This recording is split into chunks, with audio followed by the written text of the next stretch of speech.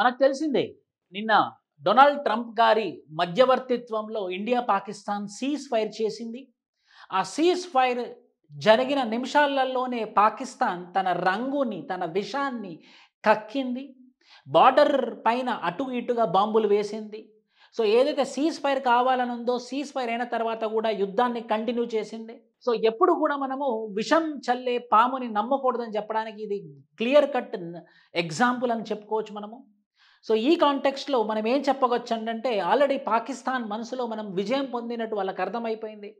దానికి నేను 5 కారణాలు చెప్తాను. 1, ఆపరేషన్ సింధూర్‌తోని మనం ఎంత అగ్రెసివ్‌గా వాళ్ళ యొక్క టెర్రరిస్ట్ స్థావరాలపైన, వాళ్ళ యొక్క ఎయిర్ డిఫెన్స్ స్థావరాల మీద మనం బంబార్డ్ చేయడం వల్ల ఇప్పటికే వాళ్ళ 20% ఇన్‌ఫ్రాస్ట్రక్చర్ అయితే కుప్పకూలిపోయింది. 2, ఆర్థికంగా చిదేలుమంది. కనీసం తినడానికి తిండి కూడా లేని సిట్యుయేషన్‌కి పాకిస్తాన్ వచ్చేసింది. 3, ఒక టర్కీ తప్పించి మిగతా ఏ దేశాలు కూడా పాకిస్తాన్‌ని సమర్థించట్లేదు.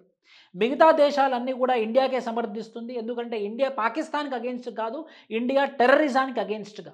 4, మళ్ళీ $2.5 బిలియన్ ఐఎంఎఫ్ నుంచి అప్పు తెచ్చుకొని $1 బిలియన్ ఐఎంఎఫ్ నుంచి ట్రాన్స్ఫర్ చేపించుకొని అప్పు చేసుకొని బాంబులు కొనుక్కుంటూ, ఆర్మ్స్ అండ్ అమ్యునిషన్ కొనుక్కుంటూ ముందుకెళ్తుంది. 5, వాళ్ళ ప్రజానికంలోనే విరక్తి వచ్చేసి వాళ్ళే సివిల్ వార్ చేద్దామా ఈ యొక్క ఆర్మీ మీద అని చెప్పేసి వాళ్ళకి ఒక మనసు చచ్చిపోయినటువంటి సిట్యుయేషన్. ఈ 5 కారణాల చేత మనం ఏమని చెప్పొచ్చు అనంటే పాకిస్తాన్ ఆల్రెడీ ఓడిపోయింది.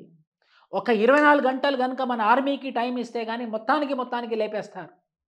పాకిస్తాన్ పరిస్థితి ఎలా ఉందనంటే ఇదే గనుక కంటిన్యూ అయితే మరో 5-6 నెలలలో పాకిస్తాన్ 4 ముక్కల్లాగా మారే అవకాశాలున్నాయి.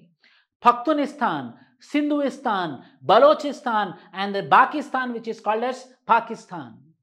అలా చిందరవందరగా మారిపోయే సమయం వచ్చేసింది పాకిస్తాన్‌కి. భారతదేశంతోని 26 అమాయక ప్రజల్ని చంపిన దాని పాపం ఊరికే పోదు. మళ్ళీ పాపం ఎలాంటి దాంట్లో కూడా పాల్గొనకుండా ఆర్మీ మా మీద పోరాటం, మా మీద యుద్ధం చేస్తున్నారు కాబట్టి మేము మీ మీద యుద్ధం చేస్తామని చెప్పేసి ధర్మాన్ని ఫాలో అవుతున్నట్టు కృష్ణుడు చెప్పినట్టు యుద్ధంలో ధర్మాన్ని ఫాలో అవ్వాలని చెప్పేసి ఆ ధర్మాన్ని ఫాలో అవుతున్నటువంటి మన భారతీయ ఆర్మీ జవాన్లు కూడా 4-5 చనిపోయినటువంటి వార్తలు మనం వింటున్నాం. ఇవన్నిటికీ ఈ పాపమంతా ఎవరు మూడగట్టుకుంటున్నారంటే ఖచ్చితంగా పాకిస్తాన్ ప్రైమ్ మినిస్టర్ అయినటువంటి షహబాజ్ అండ్ ఆర్మీ హెడ్ అయినటువంటి అమీర్ వీళ్ళే వాళ్ళ పాపాన్ని కూడగొట్టుకుంటున్నారు. అంతేకాదు ఈ Jaish Mohammed, Lashkar e Taiba, Haqqani network, the resistance front ఇవన్నీ ఆర్గనైజేషన్స్. సో ఖచ్చితంగా మన యుద్ధం అనేది ముందుకెళ్ళాలి. మన యుద్ధం ఎప్పటికైనా కూడా టెర్రరిస్ట్ స్థావరాల మీద, ఆ టెర్రరిస్టులను మొత్తానికి అంటుమంటించిన తర్వాతనే మనం నిద్రపోవాల్సిన అవసరం ఎంతైనా ఉంది. జై భారత్, జై హింద్.